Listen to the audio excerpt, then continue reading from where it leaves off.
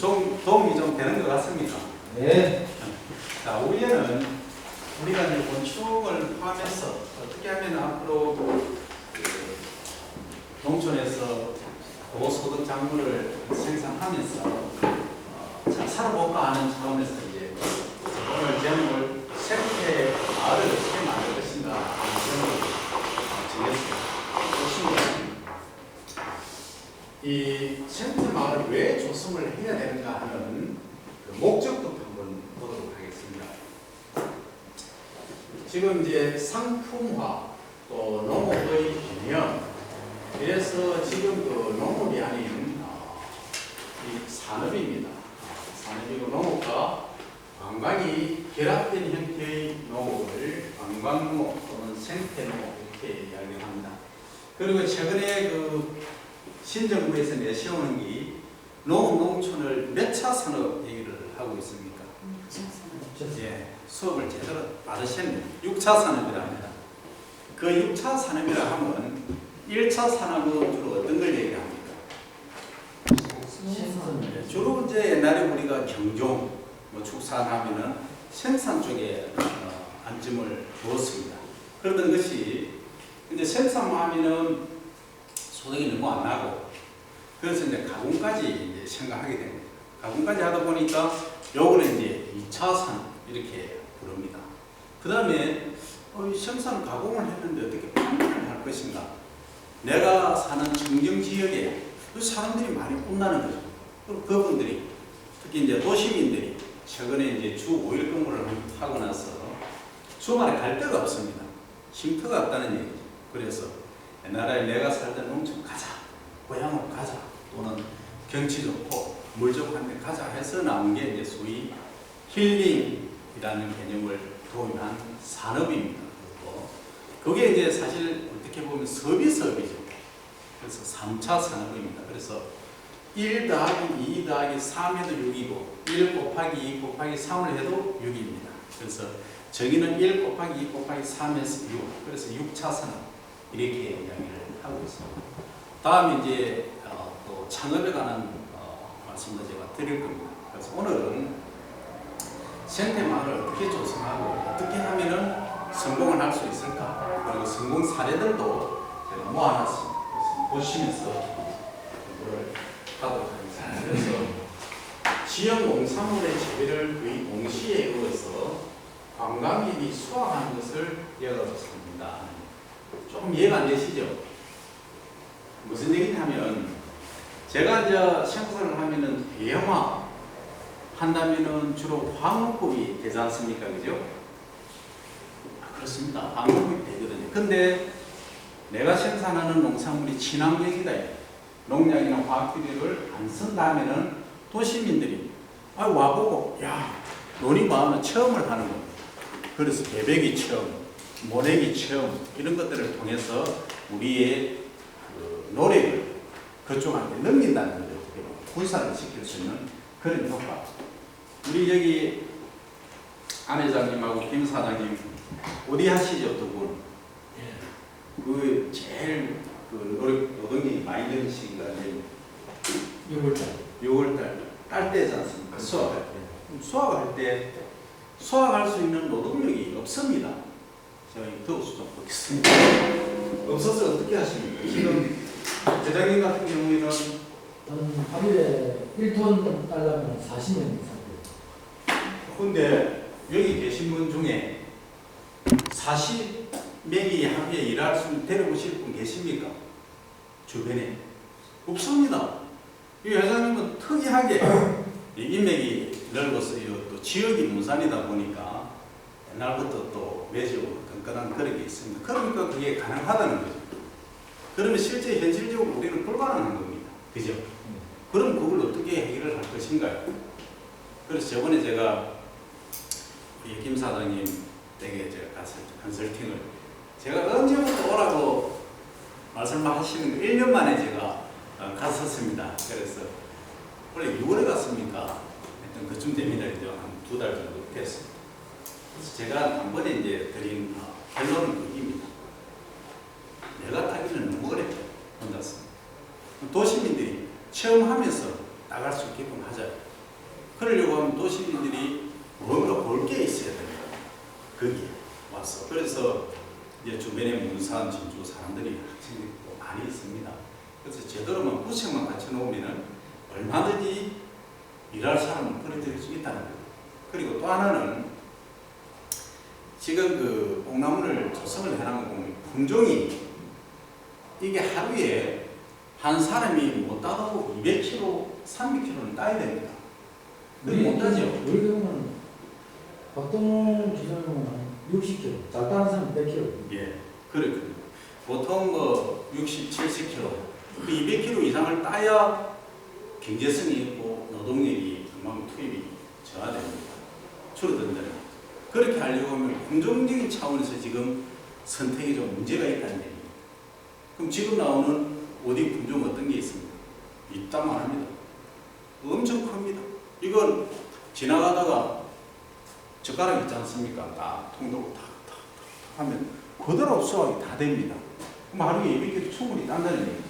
그래서 품종적인 차원에서도 그렇게 이제 노동력을 전략을 할 수 있고, 그 다음에 도시민들, 특히 이제 초등학생, 중학생들 처음 이제 쉼터로 운영을 한다는 거죠. 그러니까 봉투 하나 주고 입장이 5,000원, 내가 마음껏 나가라. 하나의 봉투 하나에, 그거는 이제 본인이 알아서 경영 프레임을 딱 짜보면 답이 나옵니다. 그럼 싸고 하니까 다 가져갑니다. 그런 식으로 이제 유도를 할 수 있다는 거죠. 그게 이제 이 문산이 위치한 지리적인 장점입니다. 그래서 이제 그렇게 하실 것을 제가 컨설팅을 해드렸습니다. 그 다음에 여기 보시면 재배 시기를 길게 늘리면서 매우 맛이 좋고 영양이 좋은 것을 기르는 데 신경을 써야 한다. 요거 이해되십니까? 좀 알겠는데 조금 뭔가 복잡하죠? 재배 시기를 늘린다 이 말보다는 수확 시기나 일의 노동력을 분산시킨다 이렇게 이해를 하시면 됩니다. 자, 지금 앞으로는 모르겠습니다. 지금까지 우리가 촌에 가면 블루베리 하면은 고소득 작물로 인식이 되어 왔었죠. 또 되고 있습니다. 그러면 블루베리 수확 시기가 언제입니까? 일반적으로. 지금 사장님 바로 계시네. 바로 답변하십시오. 보통 6월 중하순이죠. 예, 7월도 하고 그렇습니다. 남해에서 지금 하고 계시고. 그래서 어디도 마찬가지고 블루베리도 마찬가지고 품종이 거의 획일화되어 있다 보니까 수확하는 시기가 딱 겹칩니다. 만약에 그때 장마가 진다든지 노지에서 할 경우에 그러면 수확도 못합니다. 그죠? 그런 심각한 문제가 발생을 하고 있습니다. 그래서 이걸 6월 초부터 8월 말까지 지속적으로 수확을 한다면 어떻겠습니까? 노동력을 분산시킬 수 있다는 거죠. 촌에서 그렇습니다. 제가 이제 농사를 짓는데 아주머니 5분을 이제 5분이 필요한 거죠. 필요해서 모시는데 한 달만 일 딱 지키고 그만하십시오 하면 그분들 뭐합니까? 그렇지 않습니까? 그런데 5분 말고 그 5분이 필요하지만 분산시켜 놓으면 2분만 해도 4개월간 쭉 계속 일을 하시면 그분들이 안정적인 직장이라고 말하자면 직장을 일자리를 보호해 드릴 수 있는 그런 효과가 있는 거죠. 그래서 이를 이제 분산시킬 수 있는 방법이 필요한 겁니다. 이거 왜 그러냐면 지금 제 주변에도 블루베리 많이 하고 계십니다. 어떤 분은 그런 말씀하십니다. 3년 이내에 블루베리 농사는 망할 게다. 그런 말씀까지 하고 계세요. 그런데 지금 그 파고를 헤쳐나갈 수 있는 것은 뭐냐면 이 차별성입니다. 친환경이 가장 중요한 거고, 두 번째는 지금 블루베리를 하시는데 겨울에 보온을 하면 어떻습니까? 지금 따내고 있습니다. 아십니까? 4월 초에 수확을 합니다. 그러면 보통 이제 노지에서 하는 거는 6월 중하순에 수확을 하지 않습니까? 이미 2달 차이가 납니다. 가격면에 있어서도 4월 초에 나오는 거는 가격이 키로에 5만원, 8만원 합니다. 근데 6월달, 7월달 따면 키로에 얼마 합니까? 잘 받으면 3만원. 더 가격이 떨어질 가능성이 높다는 얘기죠. 지금 미국에서 생과가 그냥 들어오고 있습니다.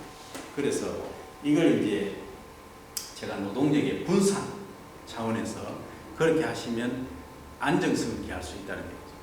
다른 것도 마찬가지입니다. 만약에 이제 아까 뭐 여름에 비가 막 많이 장마져서 그러면 예를 들어서 6월 10일부터 어디를 6월 뭐 25일까지 한 보름간 따야 되는데 45일부터 45일 따면 지금 이제 5월 18일부터 7월 예를 들자면 그래서 한 2주나 3주간 일을 해야 될 것 같으면 그때 장마가 진다든지 문제가 되어버리면 아예 수확이 안 될 수도 있다는 거죠.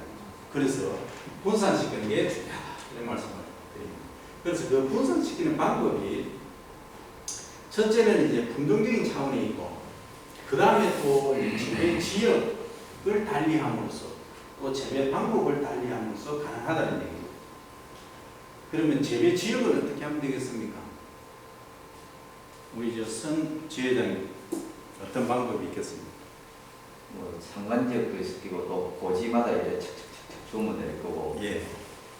그래서 우리가 일반적으로 고도가 해발 고도가 100m 상승하면 온도가 0.6도씩 내려간다 이렇게 얘기를 합니다.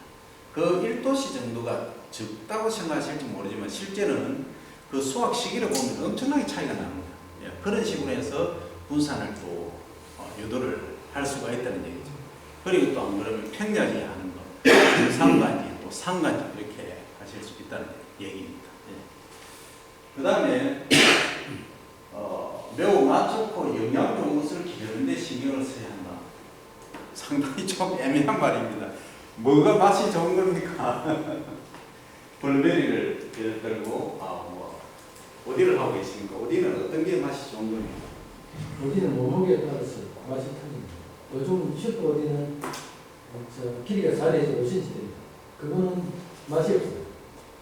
맛이 없고 또 수원 4호는 크기는 작지만은 다 맛이 좋습니다. 그거는